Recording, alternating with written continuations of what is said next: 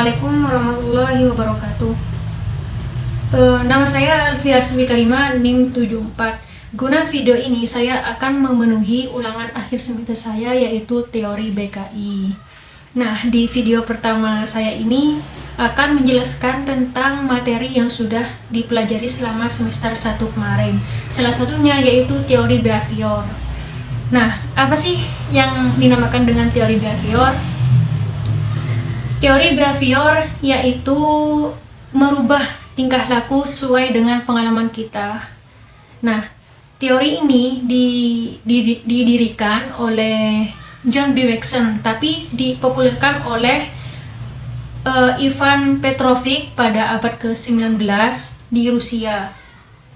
Dalam teori behavior ini mempunyai 4 ciri-ciri. Yang pertama yaitu bersifat mekanistis, bahwa di teori behavior ini mempunyai mekanisme perilaku yang akan dirubah. Yang kedua yaitu peran lingkungan dalam membentuk suatu perilaku. Terus yang ketiga menekankan pentingnya latihan, bahwa semakin banyak kita latihan maka semakin pula menguat perilaku kita agar bisa berubah. Yang keempat yaitu mementingkan mekanisme hasil belajar, bahwa di behavior ini lebih mementingkan mekanisme dari hasil belajar. Tadi nyampe ke tokoh-tokoh yang berpendapat tentang behavior ini. Yang pertama yaitu John B. Watson. Beliau berpendapat bahwa perilaku merupakan dari hasil adanya interaksi stimulus dan respon. Misal kayak orang lapar lalu berkeinginan untuk makan. Nah, lapar itu merupakan respon dari suatu stimulus yang diinginkan oleh orang tersebut. Beliau juga meneliti seorang bayi yang bernama Albert, berumur 11 bulan. Nah, sebelum dikondisikan, Albert ditunjukkan kelinci putih. Albert tidak merasa takut, malah ia kelihatan senang dan ingin memegang kelinci tersebut. Kemudian ketika Albert ingin memegang kelinci itu, ia dikaitkan dengan munculnya orang bertopeng dan menyeramkan. Topeng itu menyebabkan ia takut, dan topeng itu terus-menerus ditampilkan setiap kali Albert akan memegang kelinci.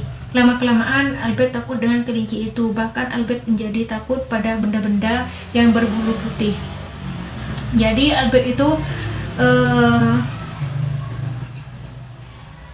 awalnya senang memegang kelinci, ingin memegang kelinci tersebut. Nah, karena ada seseorang yang mengagetkan Albert dengan topeng yang sangat menyeramkan, lalu Albert menjadi takut dan bahkan takut dengan benda yang berbulu putih. Selanjutnya yaitu Skinner. Nah, Skinner ini meneliti seekor tikus. Nah, tikus itu dimasukkan ke dalam kotak yang sangat lapar. Tikus tersebut sangat lapar, dimasukkan ke dalam kotak yang disebut dengan Skinner box. Nah, di sekitar itu udah disediakan atau dilengkapi dengan berbagai alat, yaitu tombol alat pemberi makanan atau menampung makanan. Nah, karena lapar yang merupakan respon dari tikus tersebut, maka tikus berusaha mengambil makanan dan bolak-balik. Ternyata makanan tersebut tidak kecapai ya. Yang ketiga yaitu Ivan Pavlov.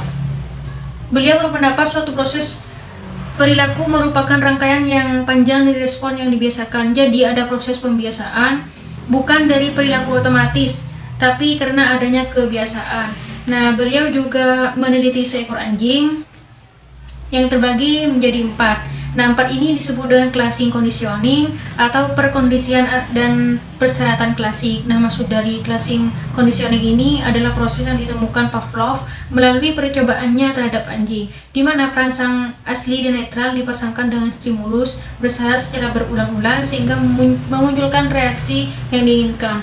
Nah, classing conditioning ini tadi kan terbagi menjadi 4. Yang pertama yaitu US. US ini kepanjangan dari unconditional stimulus, Maksudnya yaitu stimulus asli atau netral. Misal ada orang yang memberi makan terhadap anjing dari jarak jauh, maka anjing tersebut mengeluarkan air respon, dan air liur tersebut merupakan stimulus ini.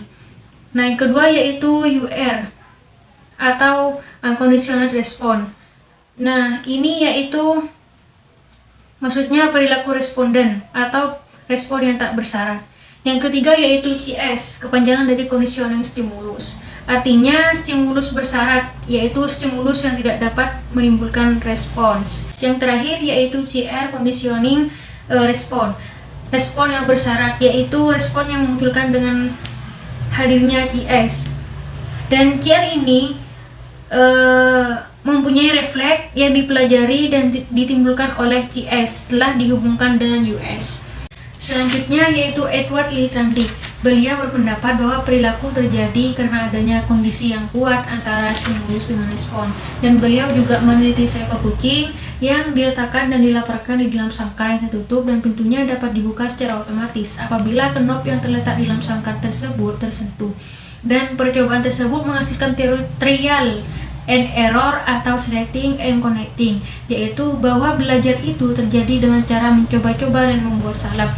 Dalam melaksanakan coba-coba ini, kucing tersebut cenderung untuk meninggalkan perbuatan yang tidak mempunyai hasil. Setiap respon menimbulkan stimulus yang baru, dan selanjutnya stimulus baru ini akan menimbulkan respon lagi. Demikian juga selanjutnya. Nah, di penjelasan ini sering juga kita alami ya. Misal kita mencoba-coba suatu hal lalu menghasilkan kesuksesan atau keberhasilan, maka kita akan mencobanya lagi. Begitupun sebaliknya, jika kita mencoba hal-hal yang baru namun tidak menghasilkan apa-apa, maka kita akan meninggalkan dan tidak melakukannya lagi.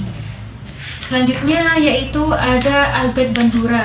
Beliau berpendapat bahwa perilaku merupakan hasil interaksi resiprokal antara pengaruh tingkah laku, kognitif, dan lingkungan.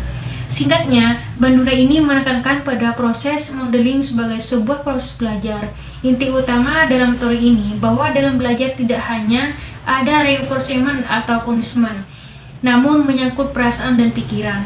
Teori ini juga menyatakan tentang pentingnya manusia dalam proses belajar. Nah, mungkin hanya itu yang saya bisa sampaikan dan jelaskan untuk ulangan akhir semester ini dan teori behavior ini.